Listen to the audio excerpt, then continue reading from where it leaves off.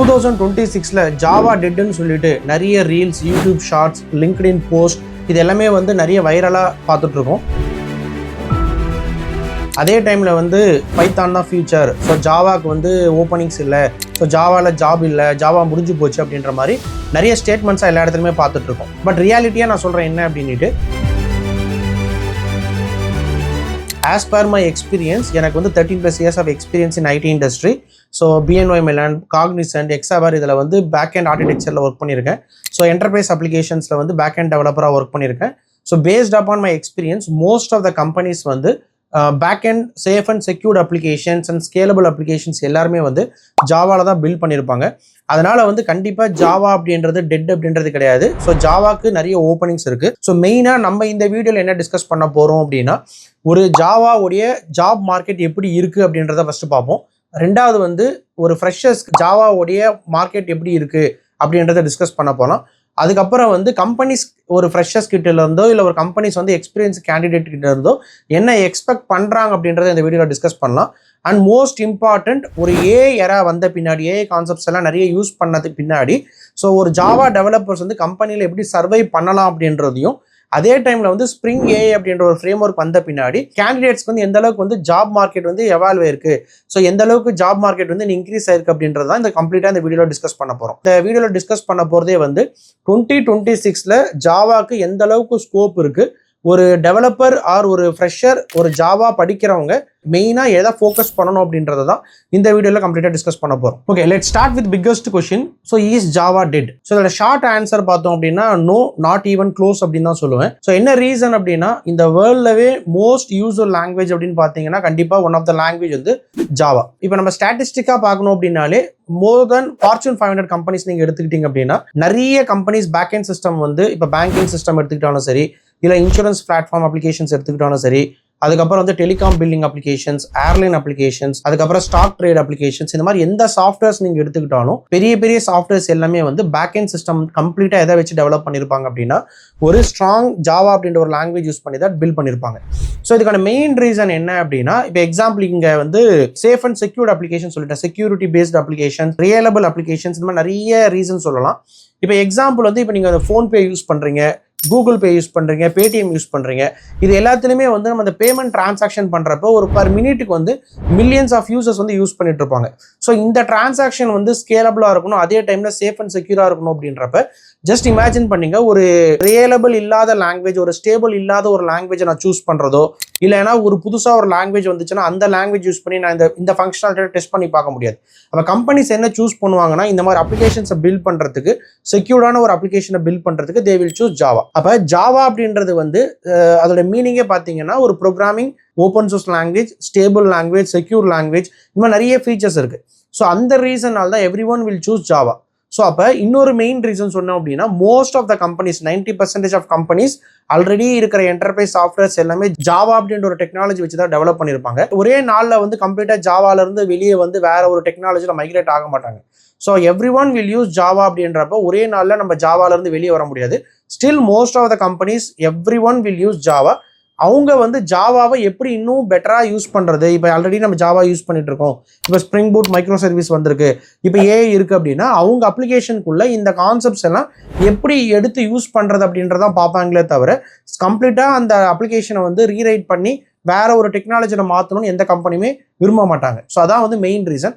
So அப்போ நான் உங்கள் கொஷினுக்கான ஆன்சர் இங்கேவே கிளியராக கொடுத்துட்டேன். ஸோ ஃபஸ்ட்டு உங்கள் மெயின் மித் என்ன அப்படின்னா, ஸோ ஜாவா டெட்ன்றது கிடையாது. ஸோ ஜாவாவை ரீப்ளேஸ் பண்ண முடியாது.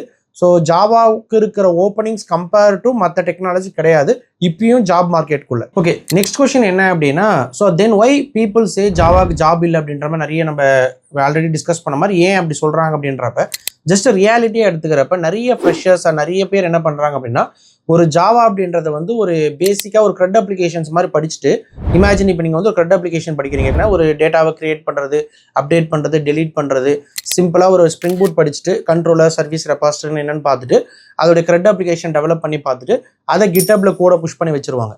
புஷ் பண்ணிவிட்டு ஐ நீட் 10 lakh சேலரி, எனக்கு வந்து ஃபுல் ஸ்டாக் தெரியும் அப்படின்ற மாதிரி நிறைய பேர் வந்து அவங்க ரெஸ்யூமை பில்ட் பண்ணி ட்ரை பண்ணுவாங்க. பட் கம்பெனிஸ் என்ன எக்ஸ்பெக்ட் பண்ணுறாங்க அப்படின்னா, ஒரு என்டர்பிரைஸ் சாஃப்ட்வேர் அப்படின்றப்ப கண்டிப்பாக அது காம்ப்ளெக்ஸான சாஃப்ட்வேர்ஸ் தான் இருக்கும். ஸோ வெறும் க்ரெட் மட்டும் இருக்காது அதில். ஸோ நிறைய இருக்கும். இப்போ ஒரு சாஃப்ட்வேர்னு எடுத்துக்கிட்டிங்க அப்படின்னா கண்டிப்பாக அதில் வந்து எந்த அளவுக்கு நம்ம வந்து ஆர்கிடெக்சர் டிசைன் பண்ணுறோம், எந்த அளவுக்கு வந்து மைக்ரோ சர்வீஸ் ஆர்கிடெக்சர் இருக்குது, ஸோ அதில் எப்படி நம்ம கோடை பில்ட் பண்ணுறோம் அப்படின்ற மாதிரி நிறைய விஷயம் இருக்குது. ஸோ பர்ஃபார்மன்ஸ் எப்படி பண்ணுறது, ஸ்கேலபிள் எப்படி பண்ணுறது, அதுக்கப்புறம் இந்த பர்ஃபார்மன்ஸ் டூனிங் எப்படி நம்ம அதில் பண்ணுறது, மானிட்டரிங் எப்படி பண்ணுறது, message queue, logging, Kafka, Docker, இந்த மாதிரி நிறைய விஷயம் இருக்குது. ஸோ ஒரு காம்ப்ளெக்ஸான ஒரு என்டர்பிரைஸ் சாஃப்ட்வேர் அப்படின்றப்ப நிறைய விஷயத்த வந்து கம்பெனிஸ் எக்ஸ்பெக்ட் பண்ணுவாங்க. பட் ஒரு ஃப்ரெஷர் என்ன பண்ணுவாங்க அப்படின்னா அதை வந்து சிம்பிளாக வந்து ஒரு க்ரெட் மாதிரி டெவலப் பண்ணிட்டு அதை கிட்டப்ல கூட புஷ் பண்ணிட்டு they are expecting 10 lakhs salary. So companies expect developers என்ன எக்ஸ்பெக்ட் பண்ணுறாங்க அப்படின்னா ஃபர்ஸ்ட் பாயிண்ட் வந்து அவங்க கலெக்ஷன் வந்து ரொம்ப ஸ்ட்ராங்காக இருக்கணும், மல்டி த்ரெட்டிங் கான்செப்ட் ஸ்ட்ராங்காக இருக்கணும், அண்டு ஜாவாவுடைய கோர் கான்செப்ட்ஸ் பயங்கர ஸ்ட்ராங்காக இருக்கணும், அதுக்கப்புறம் வந்து லேம்டா, ஸ்ட்ரீம் ஏபிஐஸ் இந்த மாதிரி விஷயத்தெல்லாம் ரொம்ப ஸ்ட்ராங்காக இருக்கணும், அப்புறம் ஸ்ப்ரிங் பூட், ஸோ ஒரு சில விஷயம் இந்த மைக்ரோ சர்வீஸ் ஆர்கிடெக்சர்ஸ், ஸோ இது எல்லாமே ரொம்ப ஸ்ட்ராங்காக இருக்கணும்ன்றது தான் கம்பெனிஸ் எக்ஸ்பெக்ட் பண்ணுவாங்க. இது மட்டும் இல்லாமல் they will expect system design, எப்படி அந்த சிஸ்டத்தை டிசைன் பண்ணுறாங்க, எப்படி அந்த ஆர்கிடெக்சரை கிரியேட் பண்ணுறாங்க, ப்ளஸ் டெப்ளாய்மெண்ட், லாகிங், மானிட்டரிங் இந்த மாதிரி விஷயத்தை தான் கம்பெனி எக்ஸ்பெக்ட் பண்ணுறாங்க. ஸோ ஜஸ்ட் க்ரெட்டை மட்டும் கம்பெனிஸ் எக்ஸ்பெக்ட் பண்ணல. ஸோ நிறைய ஒரு கம்ப்ளீட் காம்ப்ளெக்ஸ் அப்ளிகேஷன் பில்ட் பண்ணுறதுக்கோ ஒரு காம்ப்ளெக்ஸ் அப்ளிகேஷன் மேனேஜ் பண்ணுறதுக்கோ கம்பெனிஸ் எக்ஸ்பெக்ட் பண்ணுறது வேறு. பட் ஆக்சுவல் டெவலப்பர்ஸ் வந்து என்ன பண்ணுறாங்க அப்படின்னா ஒன்லி க்ரெட் அப்ளிகேஷனை டெவலப் பண்ணி வச்சுட்டு அதை வந்து கிட்ல வச்சுட்டு அதை பேஸ் பண்ணி இன்டர்வியூ ட்ரை பண்ணிட்டு இருக்காங்க. ஸோ இதுதான் வந்து ஆக்சுவல் ப்ராப்ளம். ஸோ இப்போ இங்கே ப்ராப்ளம் என்ன அப்படின்னா ஜாவா கிடையாது.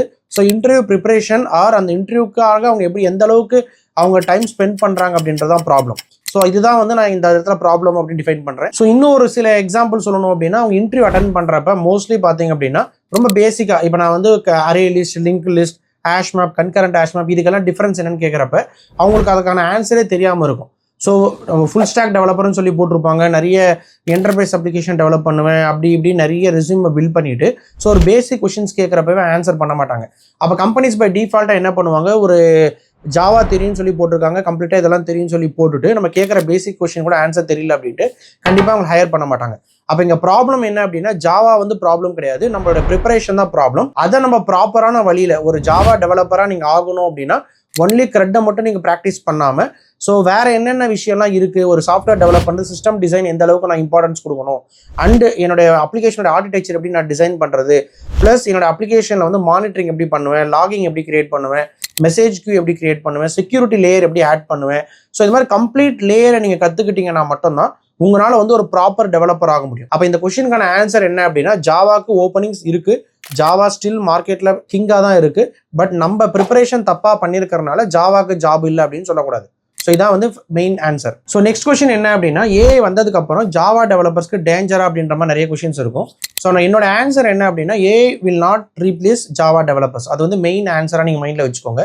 ஸோ நிறைய பேருக்கு இங்கே இருக்கிற பயம் என்ன அப்படின்னா ஸோ ChatGPT இருக்குது, ஸோ ஏஐ வந்து கோட் எழுதிடுச்சு, ஸோ ஏஐ வந்து வில் ரைட் எவ்ரி கோட், அப்போ டெவலப்பருக்கு என்ன ரோல் இங்கே அப்படின்ற மாதிரி நிறைய பேருக்கு இந்த டவுட் இருக்கும். ஸோ ஆமாம், ஏஐ வந்து கோட் எழுதும், நம்ம ChatGPT ஏதோ ஒரு ஏஐ யூஸ் பண்ணுறோம் அப்படின்னா இட் வில் ரைட் கோட், கண்டிப்பாக நான் இல்லைன்னு சொல்ல மாட்டேன். பட் அது ப்ரொடக்ஷன் ரெடியான கோடா அப்படின்றது நீங்கள் தான் இமேஜின் பண்ணிக்கணும். ஆஸ் அ டெவலப்பர் ஒரு ப்ரொடக்ஷன் ரெடி அப்ளிகேஷனை டெவலப் பண்ணணும் அப்படின்னா எந்த அளவுக்கு நீங்கள் அந்த ப்ராஜெக்ட்டில் ஒர்க் பண்ணணும், ஸோ ஒரு செக்யூரிட்டி எப்படி நீங்கள் இன்டெகிரேட் பண்ண போகிறீங்க, அந்த ப்ரொடக்ஷனுடைய அந்த அப்ளிகேஷனுடைய கம்ப்ளீட் பிஸ்னஸ் லாஜிக் என்ன, அந்த அப்ளிகேஷனில் வந்து எப்படி நீங்கள் வந்து செக்யூரிட்டி லேயர் ஆட் பண்ண போகிறீங்க, எப்படி லாகிங் ஆட் பண்ண போகிறீங்க, எப்படி வந்து அந்த ஸ்கேலிங்கை டெவலப் பண்ண போகிறீங்க, எப்படி அந்த ஆர்கிடெக்சரை வந்து டிசைன் பண்ண போகிறீங்க. ஸோ இந்த மாதிரி கம்ப்ளீட்டாக ஒரு விஷயத்தை வந்து நம்மளால் வந்து ஒரு ஏஐ டெவலப் பண்ண கோடை எடுத்துகிட்டு போயிட்டு டைரக்ட் ப்ரொடக்ஷனில் கொண்டு போக முடியாது. ஸோ நீங்கள் இதுக்கான ஆன்சர் என்ன அப்படின்னா AI will generate code, but AI எப்படி ஜென்ரேட் பண்ணணும் கோட் அப்படின்னா பேஸ்ட் அப்பா நீங்கள் கொடுக்குற ப்ராம்ப்டை வச்சு ஏஐ கோட் ஜென்ரேட் பண்ணும். ஆனால் அந்த கோட்ல இருந்து அடிஷ்னலாக நீங்கள் செக்யூரிட்டி லேயர் ஆட் பண்ணுறது, அடிஷ்னலாக இங்கே என்னென்னலாம் தேவைப்படுதோ அது எல்லாமே வந்து நீங்கள் ஆட் பண்ணுறது ஆஸ் எ ஹியூமனாக தான் நீங்கள் தான் பண்ணி ஆகணும். இன்னொரு பெரிய விஷயம் என்ன அப்படின்னா ஏஐ வந்து கோடை ஜென்ரேட் பண்ணிடும், பட் அந்த ஏஐ வந்து பிஸ்னஸ் லாஜிக் அண்டர்ஸ்டாண்ட் பண்ணதா ஆர் ஏஐக்கு வந்து அந்த கம்ப்ளீட் பிஸ்னஸை பற்றின நாலேஜ் இருக்கா அப்படின்னு கேட்டிங்கன்னா கண்டிப்பாக இருக்காது. அதே டைமில் வந்து மெயினாக இன்னொன்று என்ன அப்படின்னா ஏஐ வந்து இப்போ ப்ரொடக்ஷனில் ஏதாவது எரர் வருது, ஏதாவது இஷ்யூ வருது அப்படின்னா ஏஐ வந்து டீபக்லாம் பண்ணாது. ஸோ ஆஸ் அ ஹியூமன் நம்ம தான் அதை வேலிடேட் பண்ணணும், வெரிஃபை பண்ணணும். அப்போ கண்டிப்பாக ஏஐ யூஸ் பண்ணி ஒரு கோடை டெவலப் பண்ணாலுமே அதை டைரெக்டாக ப்ரொடக்ஷன் கொண்டு போக முடியாது.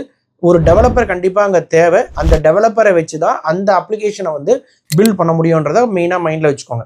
ஸோ முன்னாடி கம்பெனிஸ் என்ன பண்ணிட்டு இருந்தாங்க அப்படின்னா ஏஐக்கு வர்றதுக்கு முன்னாடி கம்பெனிஸ் ஒரு டெவலப்பர்ஸ் என்ன பண்ணுவாங்கன்னா ஒரு ஏபிஐ பில்ட் பண்ணுவாங்க, கோட் ஏதாவது இஷ்யூ வந்துச்சுன்னா டீபக் பண்ணுவாங்க, டெப்ளாய்மெண்ட்டில் இன்வால்வ் ஆவாங்க, இந்த மாதிரி ரோலில் தான் ப்ளே பண்ணிட்டு இருந்தாங்க பிஃபோர் ஏஐ.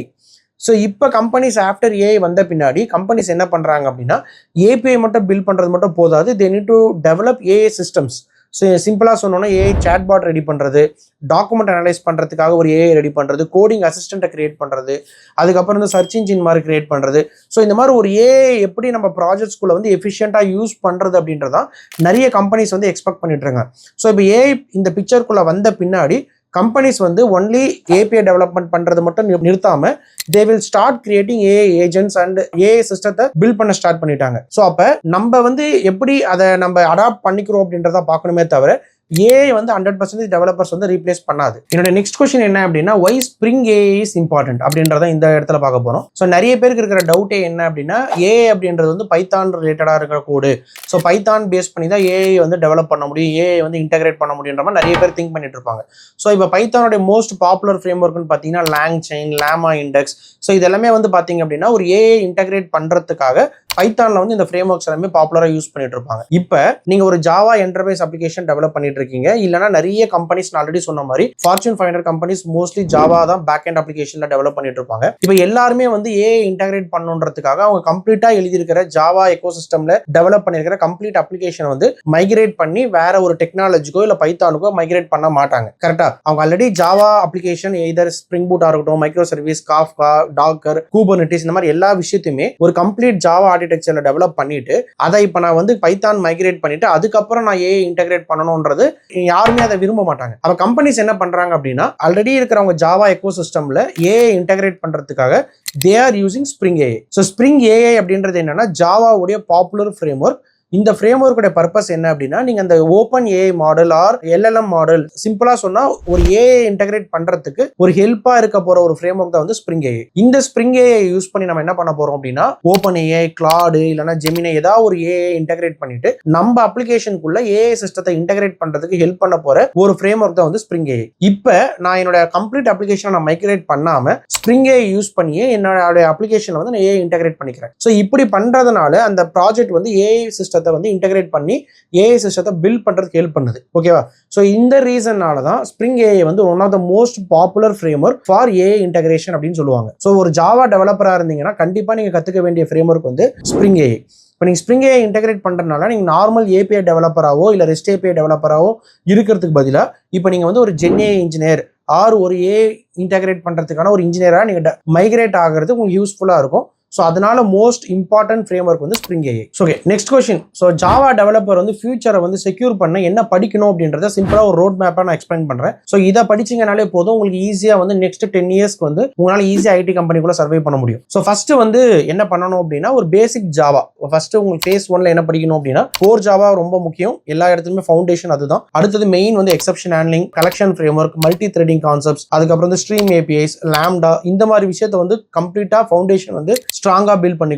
ஸோ இதுதான் வந்து ஃபர்ஸ்ட் பாயிண்ட். ரெண்டாவது வந்து spring boot, rest API, micro services, அதுக்கப்புறம் செக்யூரிட்டி லேயர்ஸ். ஸோ இதெல்லாம் எப்படி நம்ம இன்டெகிரேட் பண்றது அப்படின்றத ஃபேஸ் 2ல படிச்சுக்கோங்க. ஃபேஸ் 3ல மெயினா என்ன அப்படின்னா எஸ்கியூஎல் கான்செப்ட்ஸ். ஸோ டேட்டாபேஸோட பேசிக் அண்டர்ஸ்டாண்டிங் கண்டிப்பா தேவை. அதுக்கப்புறம் இண்டெக்ஸிங் எப்படி பண்ணுவாங்க, அதுக்கப்புறம் கொரியை வந்து எப்படி ஆப்டிமைஸ்டா எழுதுறது அப்படின்றத படிச்சுக்கோங்க. ஸோ அது கூடவே அடிஷனலா வந்து அந்த கேச்சிங் கான்செப்ட்ஸ், ரெடியூஸ் கேட்சி, அந்த மாதிரி ஏதாவது ஒரு கேட்சி வந்து ஒன்று படிச்சுக்கோங்க.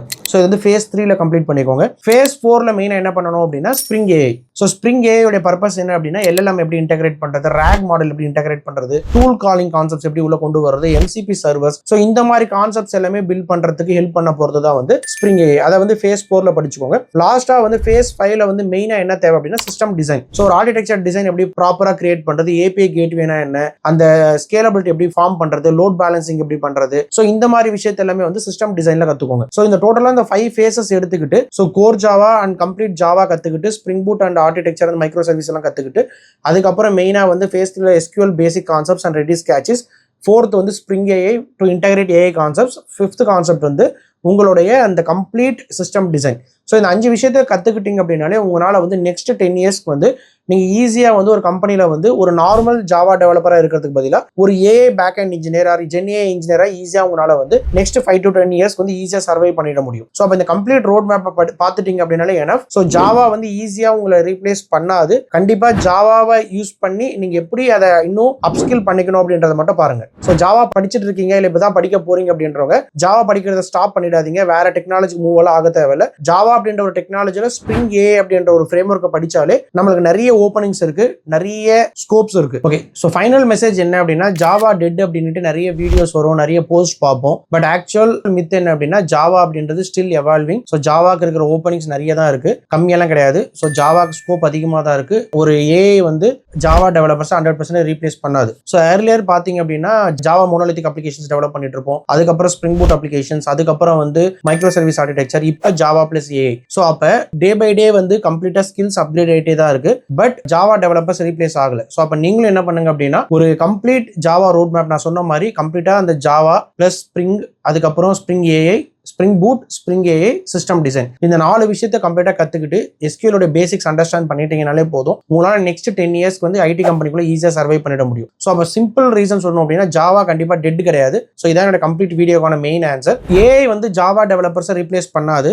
ஏஐ யாரை ரீப்ளேஸ் பண்ணும் அப்படின்னா யாருக்கு ஏஐ தெரியலையோ. ஸோ ஒரு டெவலப்பரா இருக்கீங்க, நீங்க ஜஸ்ட் ஜாவாவை மட்டும் படிச்சுட்டு இருக்கீங்க, பைத்தான் ஸ்கில்ஸ் மட்டும் தான் கத்து வச்சிருக்கீங்க. ஸோ ஏஐ ஸ்கில்ஸ் உங்களுக்கு தெரியல அப்படின்றப்ப உங்களை தான் ரீப்ளேஸ் பண்ணுமே தவிர ஸோ ஏஐ வந்து டெவலப்பர்ஸை கம்ப்ளீட்டா ரீப்ளேஸ் பண்ணாது. அப்ப கம்ப்ளீட்டா நீங்க இந்த வீடியோ வந்து என்ன எடுத்துக்கணும் அப்படின்னா ஜாவாக்கு இருக்கிற ஸ்கோப் எப்பவுமே டிஃபால்ட்டா இருக்கும். ஸோ நெக்ஸ்ட் 10 to 5 இயர்ஸ்க்கு நீங்க சர்வை பண்ணணும் அப்படின்னா இந்த ஸ்கில்ஸை ஃபர்ஸ்ட் தெளிவா படிச்சுக்கோங்க. இதை வச்சு எப்படி நம்ம ஏஐ உள்ள இன்டெகிரேட் பண்றது கத்துக்கிட்டீங்க அப்படின்னாலே உங்களால ஈஸியா அடுத்த 5 to 10 இயர்ஸ்க்கு ஈஸியா சர்வை பண்ண முடியும். So thank you, happy learning.